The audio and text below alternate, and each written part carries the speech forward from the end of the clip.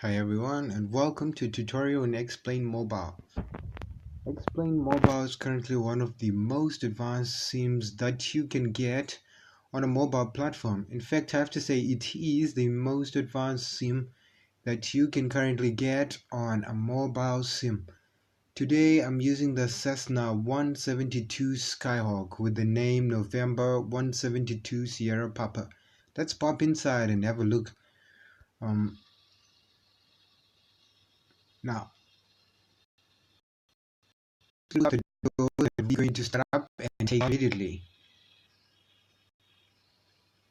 This aircraft is done to a great detail and you can see the great reflections from the yoke and the interior and use of high quality material in the cockpit of the aircraft and high resolution textures and well, you name it, there's a lot of nice things inside here. Now with me I have a checklist for a Cessna 172. Yep, this is the only mobile SIM where you can actually use a checklist. So we're going to see what we can do with that. I'm not going to follow all procedures because some things we can't do it in a SIM. For example, we're not going to be looking for dipsticks to check the oil and whatever. So I'm going to start where it's relevant to start at. First thing I need to do is just calibrate my yoke. Oops, there's this little thing in the way. Calibrate and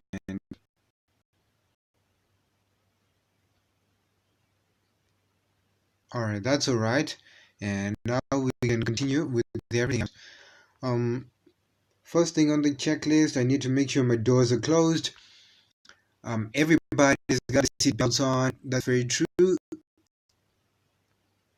And then we have avionics master is off. Electrical equipment is turned off and the circuit breakers are in. Fuel selector valve is right up. And it must be on the boat. There's four different positions it can be, but it must be on the boat. And the fuel shuttle valve must be on, of which it is. And then I'm going to select my mixture to full rich, and then I'm going to open my throttle at a quarter of an inch. Now, Cessna 172 starts with the battery, so I'm going to turn on the avionic masters. I'm going to turn them on, and I am going to turn the fuel pump. Well, you can use the fuel pump for one particular reason. Put the throttle into maximum and have a look on your fuel flow. You can see a rise in that. That is confirmed. So I'm going to put the throttle to the normal position about a quarter of an inch open. Whoops, there we are. Somewhere there. You have it. And then I'm going to turn on the rotation beacon and turn on the fuel pump. I don't need it. And then I'm going to make sure my prop area is clear and I can do my engine start. So turn on the volume a little bit. Clear prop, and there we go.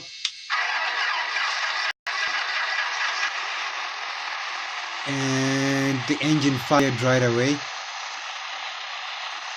So one thing I need to monitor first is that the engine is at 1000, just around 1000 revs or less, which is fine.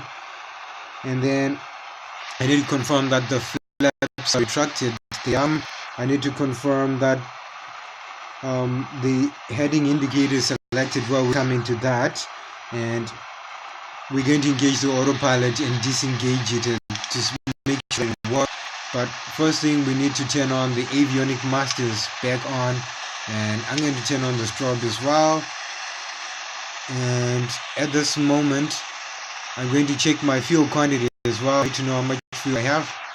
I have just around 10 gallons of fuel in each tank. That's right. My oil temperature is in the green, my oil pressure is in the green, and we have confirmed fuel flow, and we don't have EGT in the high. Now I am going to set up for my route.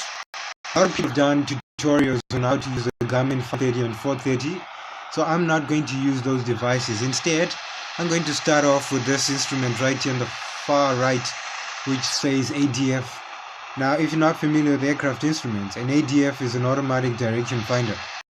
It's an instrument that can navigate to a type of radio called an NDB, a non-directional beacon, and it has a meter, just that round circle there with the compass and a yellow pointer.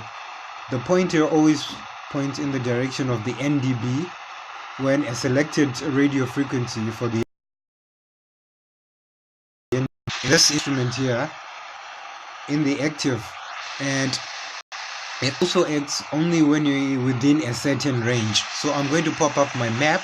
You can see our location. We at Papa Hotel Mike Kilo, which I believe is Molokai Airport. We're in Hawaii, by the way, and we're going to make a short flight to Papa Hotel November Yankee, and we're going to use outboard navigation. If you look on the map, there's this huge round circle with a compass reading at the back. That's a location of a VOR. A VOR is another type of radio which we'll be using for navigation. It's on our Garmin 530 controller, and it's called to an instrument called the deviation indicator, which is the one that you see here. I'm going to explain how it works. So for now, we'll check the frequency. It's 116.10. So we're going to select that on our nav radio, 116.10. So I'm going to try to enter it.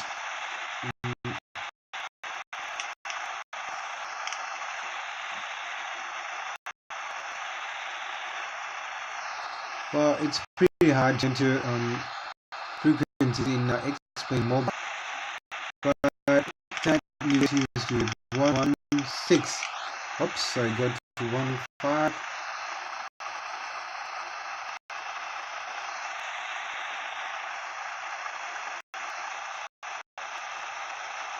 Oops, I'll try again. Oops. I'm trying to grip with that instrument.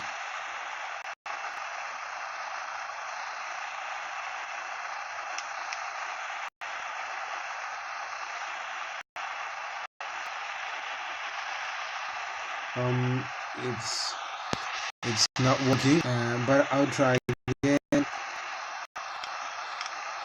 It's 116.10, and just going to select this, and then I need to enter the main value.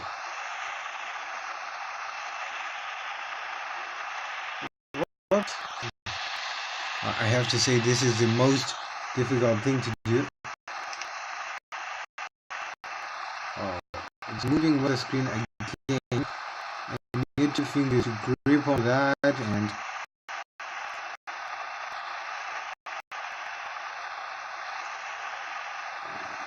unfortunately,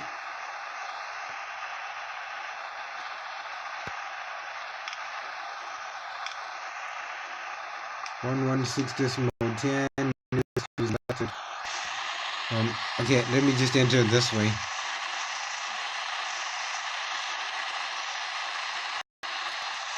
Now,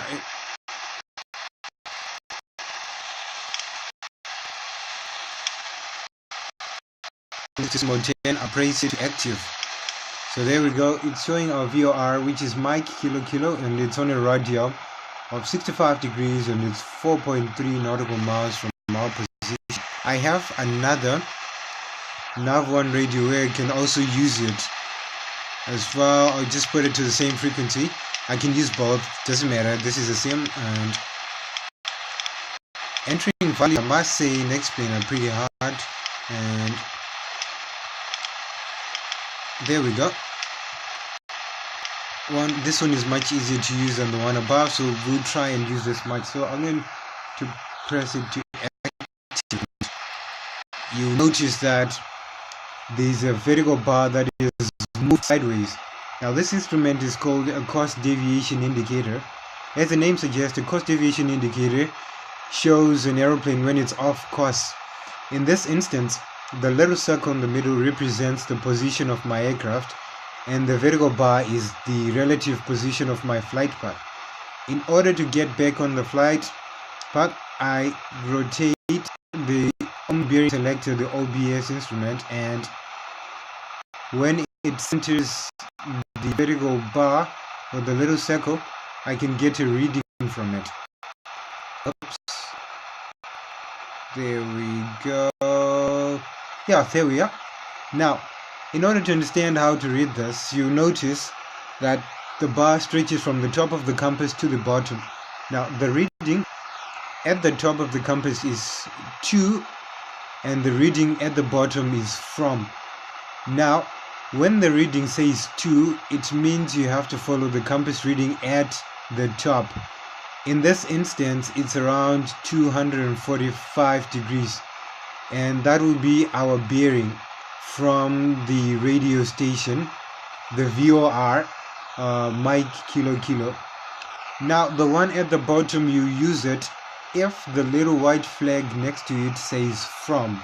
When it says from, you'll be using the compass reading at the bottom, and that compass reading is called a radial bearing. So if you notice, it says radial of 65 degrees, and if you look at the bottom of the compass, it confirms that it's around 65 degrees, which means the actual bearing that I need to fly on is 180 degrees added to that, which gives me about 245 degrees. So I'm going to enter that on my autopilot compass heading. Now, the autopilot compass heading has two knobs. The one on the side is for adjusting the compass itself, like that, and the one on the left, which is red, it says HG, which stands for heading, is one for adjusting your autopilot heading. So in this instance, I'm going to adjust my autopilot heading to a heading of 240 degrees. So this is how I'm going to do it, just by rotating it 245 to be precise. I'm going to zoom in a bit, and there we are. So when I engage my autopilot heading mode, the aircraft would automatically fly there. Now I need to select my vertical speed, which in this instance I'm going to take about 800 feet per minute. That will be good. I need to disengage my autopilot. Now back to the checklist. So the checklist says parking brake is set, doors are closed, flight controls needs to be checked as well. So I'm just going to rotate that way, full pitch over, and we're done. And I am going to select flaps to 10 degrees for departure, remove yoke and bring it down to 10 degrees, and I'm going to come up here and I'm going to turn on my taxi light, and we're going to start taxiing and depart.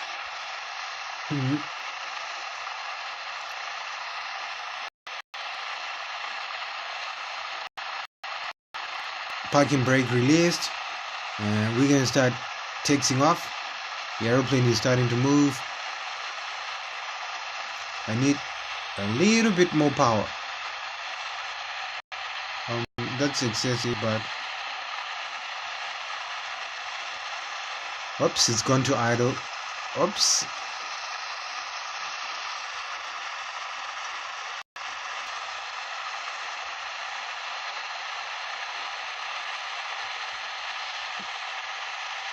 Okay, the brakes were on. I released the parking brake, I know, but the main brakes were on.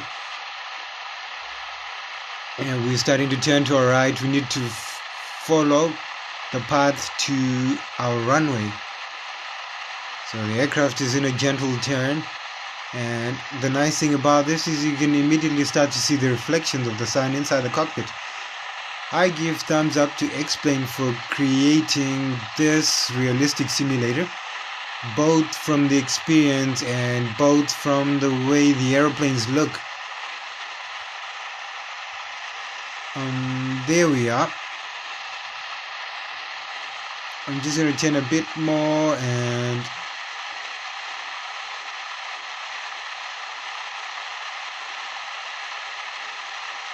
there we go.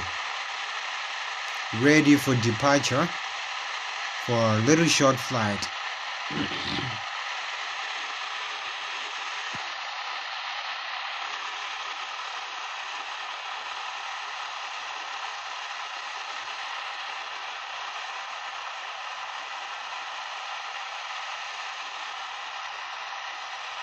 At this moment, I'll take the opportunity to put my clock to position where we're going to be able to record our flight time. And there we go, we're taxiing off. You can see to the right there, and at this moment we are coming onto our path.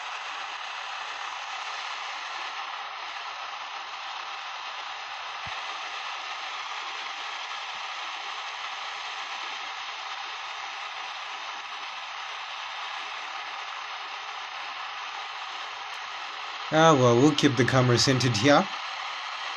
Outside air temperature is 14 degrees Celsius, and this airport sits at an elevation that's not pretty bad. It's not all that high above sea level.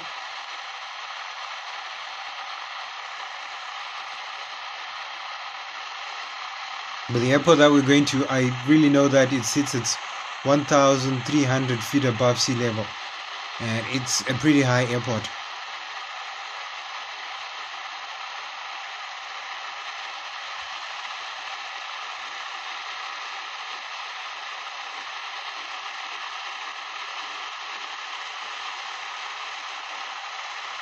We're almost there to the end of our runway, and we're going to turn.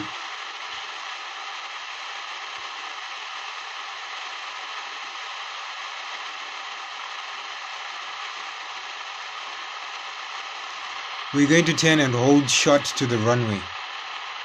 There we go. We're going to start our turn.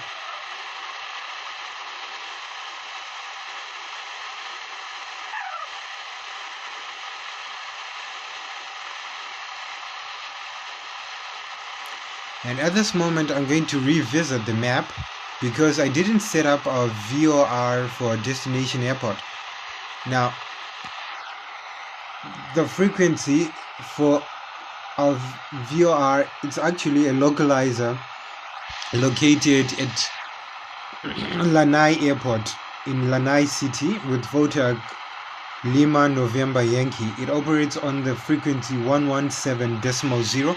We're going to select that as well.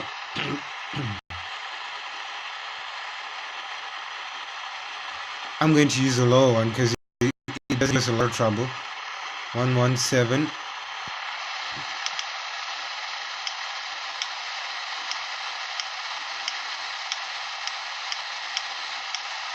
It says 117 decimal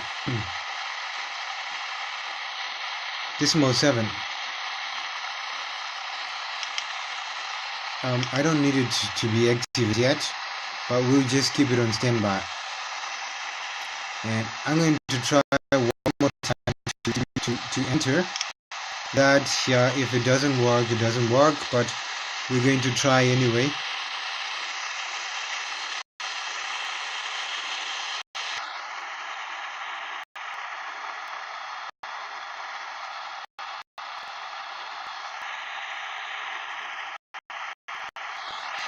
The only way to do it is to highlight the manipulators. So I'm going to do that for a second.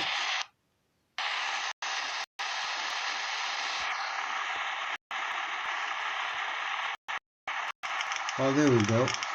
Immediately 117 decimal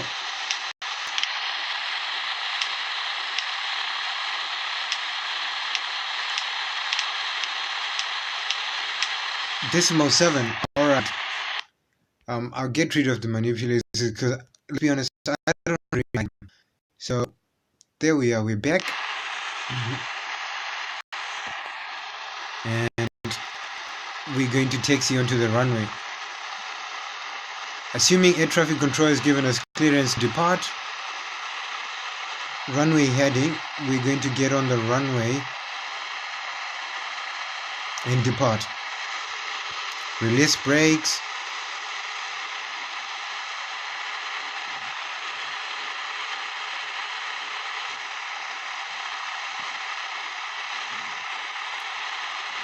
Just zoom in a bit, and the airplane is slowly getting onto the runway. It's alright, I don't need a lot of speed for that, and I'm going to set parking brake, and we're just going to do a last briefing before we depart.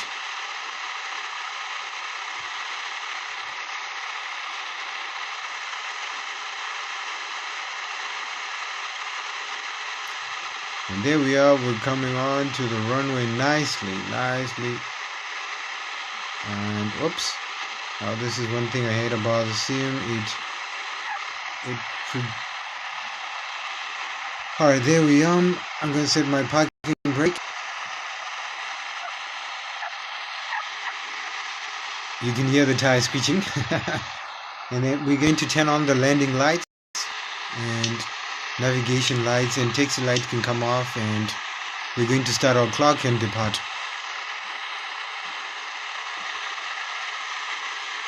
Clock started. I'm going to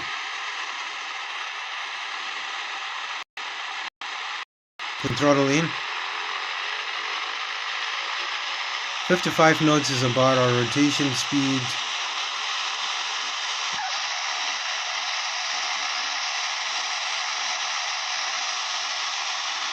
So there we are. We need to be centered with the runway. Now the Cessna 172 moves a lot to the right, a lot to the left in X-plane. So you have to use... What's going on here?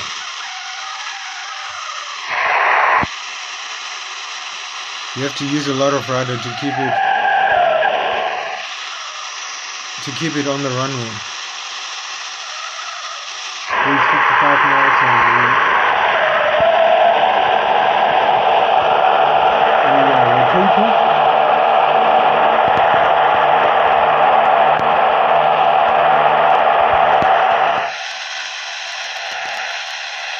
I'm going to try and maintain about 800 feet per minute.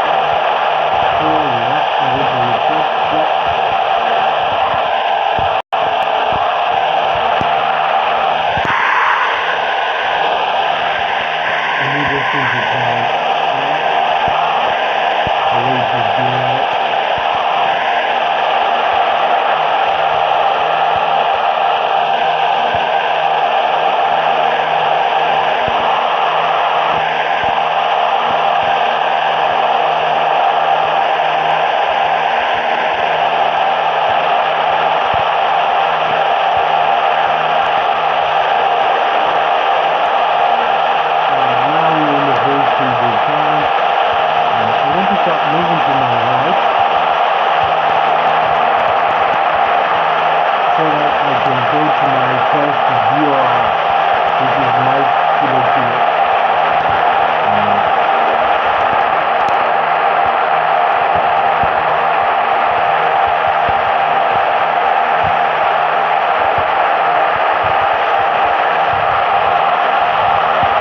Aircraft is in a state of time, so I'm going to engage the autopilot and keeping heading mode. Now the aircraft is in a stable climb at 800 feet per minute. And now I'm going to move my course deviation bar to see what bearing I need to track. It's moved all the way to 255.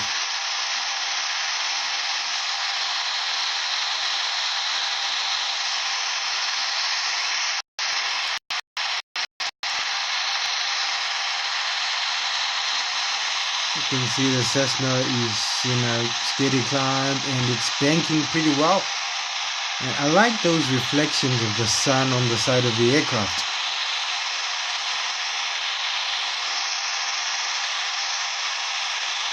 You're doing 100 knots and you're 1 minute 53 seconds into the flight. That's not a lot.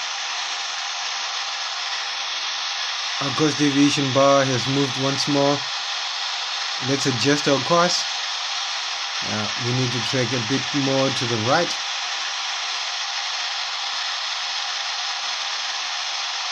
Another 5 degrees added.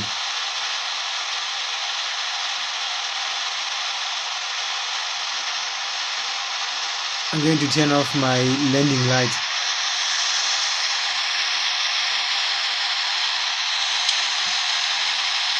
I don't need pitot heat because the temperature is at 11 degrees Celsius. You can also check the voltage. 10 degrees Celsius. Well, we're climbing, so the temperature drops. I can either use the one below or the one above. Those two give me the same reading. I prefer using the one at the top because it gives me a DME. Currently, I'm 0.9 nautical miles to my kilo on a radio 74 degrees. Now my course deviation bar has moved. So I need to come this way, another degrees to the left, and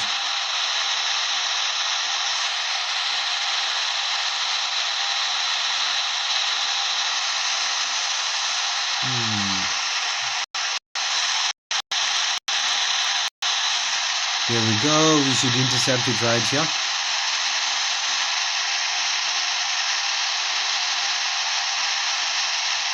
The closer you are, the more it moves. And we're too close now. 0.1, and we've just gone past it. And now it says from. Now notice the flag has flipped sides. It now says from. So that means in order to get to that VOR, we now need to fly our radial bearing. We don't need to fly the bearing at the top. We need to fly the one at the bottom. In this instance, my radial bearing becomes the actual heading that I need to fly, which is 250 degrees.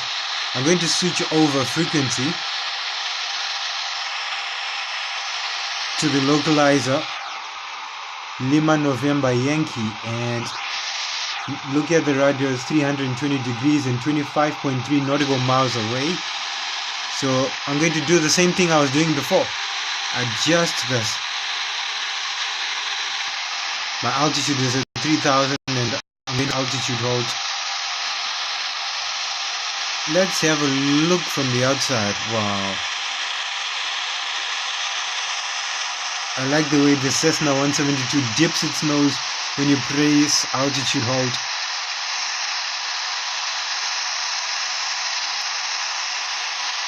Now that's the roar of the engine. Because there's an increase in speed, we are now on level flight.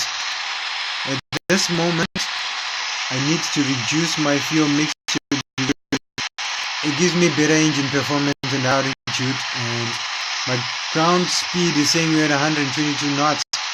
I'm going to reduce my power at the same time. We should stabilize at 125 knots.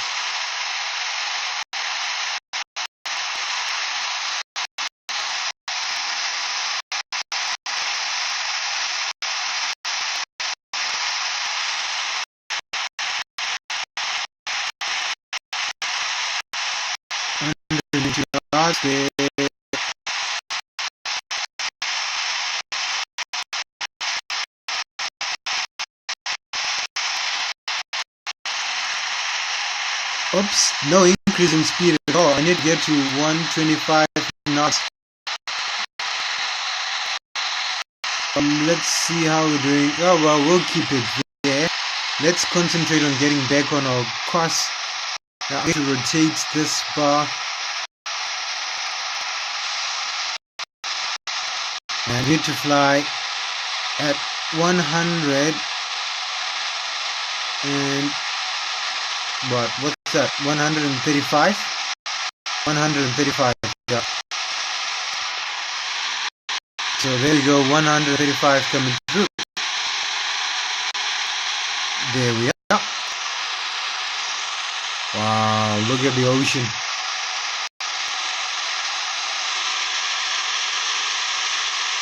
Why has my time stopped? It's 8 degrees outside.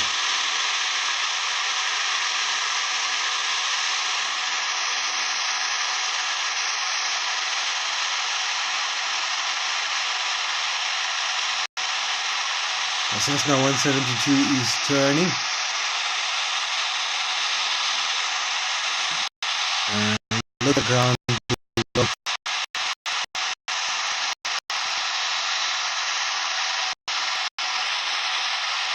Now I have to say one thing. This is where X-Plane differentiates itself from most other sims. You don't get this level of interactivity on a mobile sim, yet you have it in X-Plane. Look at the reflections coming through. And you can have a look to your right and it looks beautiful. Another useful feature is right here. You can adjust the brightness of the instruments. I don't need much brightness because we have a lot of sunlight. Now let me get this thing back on course. What is it this time?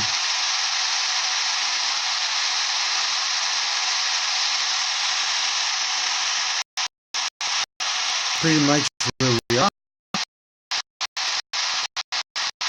Another instrument that I haven't been talking about is the automatic direction finder. It's right here and you can enter frequencies but I'm not going to be using it because this tutorial was solely all about navigation based on cost deviation indicators. You can use it and I'm not too worried about it. I like stuff that's a little bit complicated. No one has been doing tutorials much explaining how the nav1 and nav2 radios work in X-Plane mobile, and I've bothered to do that. What's our speed now? We're now at 124 ground speed. Now if you look at the speed indicator, you notice it has two calibrations. The one above the green is your indicated airspeed. It drops as you go to higher altitude. The one at the bottom is your true airspeed. So you can notice that the true airspeed is a bit higher than the indicated airspeed. And it's all measured in knots. We're not exactly 3 minutes 53 into the flight because there was a couple of seconds where the time wasn't recording. But what's real, there is 8 degrees outside. That's all I can say.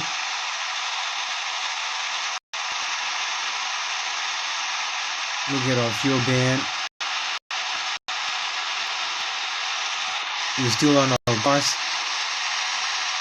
I'll just select that anyway, and it straight away moves into position.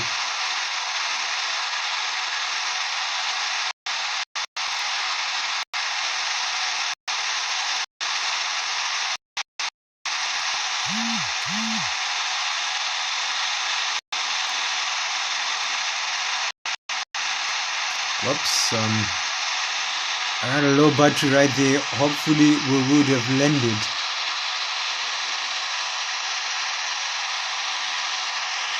So you can see the little island ahead of us there. That's where we are going to land.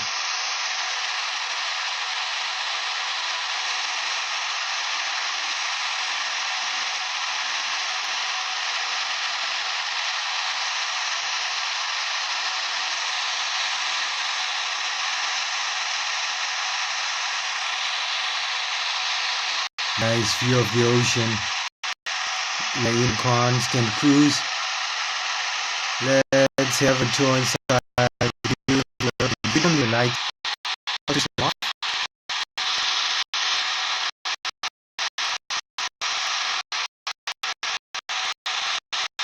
I don't work.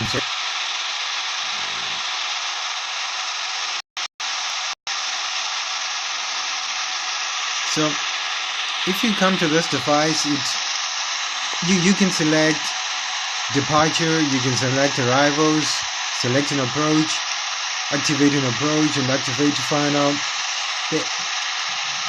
There is really a lot of stuff that you can do with that. You can identify certain facilities on the ground. For example, here we've identified US Northwest NOLA Seattle Papa Hotel Mike Kilo, and there's the location, the position. Well, these are just fascinating things about X-Plane. They clearly have taken the full functionality of a cockpit and put it into a mobile sim, and I really appreciate that. Oops. Clear. We have a range of 35 nautical miles, and you can start seeing that airport, Papa Hotel November Yankee, where we're going. It's 18.7 nautical miles away.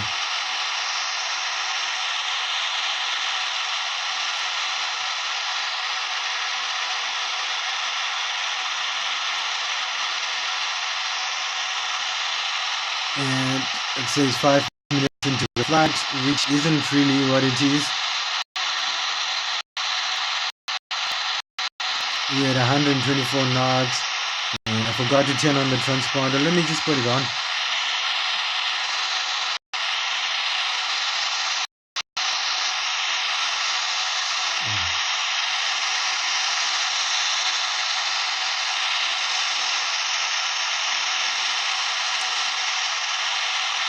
We're not all that far from that island,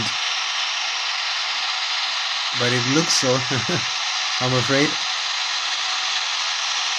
We are 17.5 nautical miles from that island.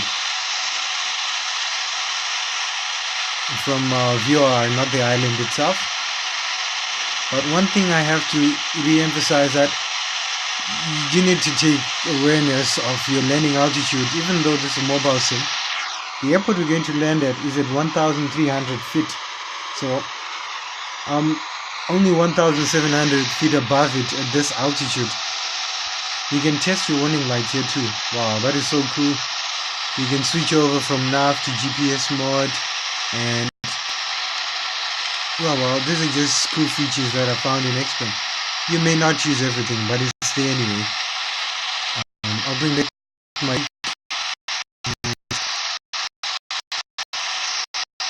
you just sit back and enjoy the ride.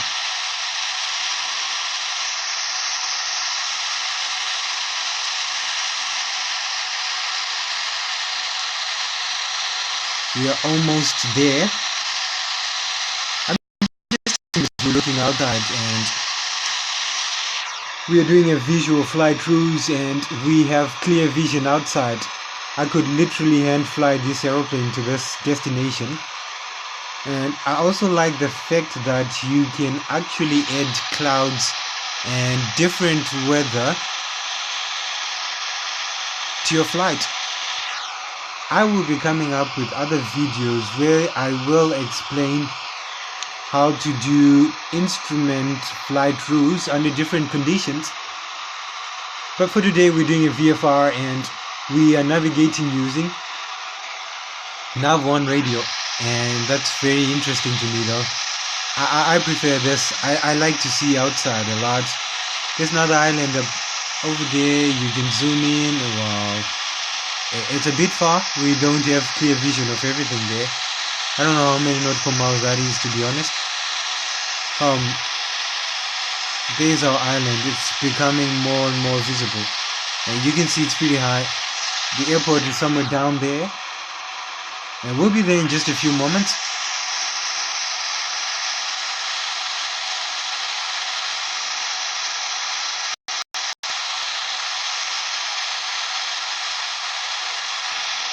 We are now 14.4 miles Lima November Yankee, and I'm going to readjust my course deviation indicator. What is it telling me this time?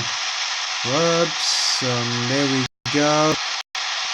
We need to get 130. I need to come right this side.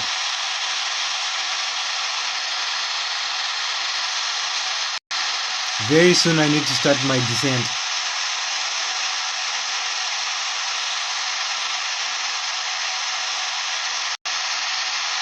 You can turn this. It's just cool to hear some noise in the cockpit. You can see the aircraft's autopilot heading is adjusting itself for the bearing from Lima. Or Lima what? Lima November Yankee. There's a high mountain right above there. Right about there. We're not trying to get to mountains. I hate mountains. But today we're flying in visual conditions, so they're not really a threat to me. We have a high fuel flow rate, and yeah, our fuel has gone down. You can see it there.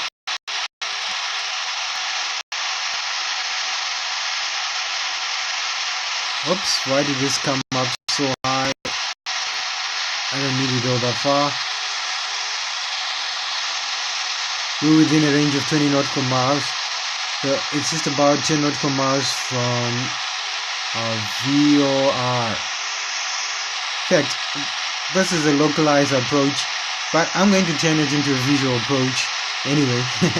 I'm not really going to follow the full procedure for the landing at this airport, though I must say I have the real life navigation chart for this airport, and the frequencies that you see in the sim are the real life frequencies for that airport, and that's just another level of reality added to the sim.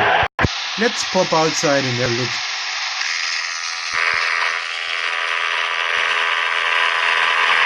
The reason for that, the sounds are very dynamic. It depends from where you are hearing it from. And there's my little pilot. How are you doing, buddy? You're right. You're fine in there. No. Beautiful, beautiful, isn't it? November 172 Sierra Papa.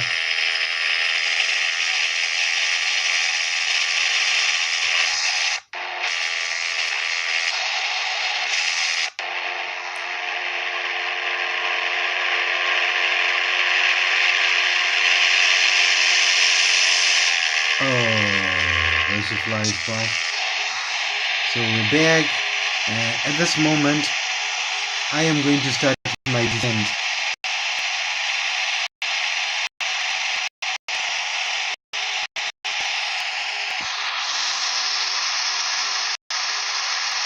In order to start my descent, I first of all select my vertical speed, and I'm going to select about 400 feet per minute, and then I am going to reduce my engine power to 50%, and we're now at 125 knots.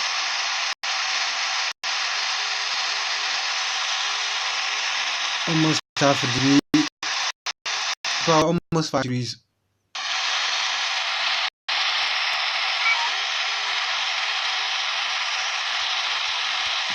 Safe.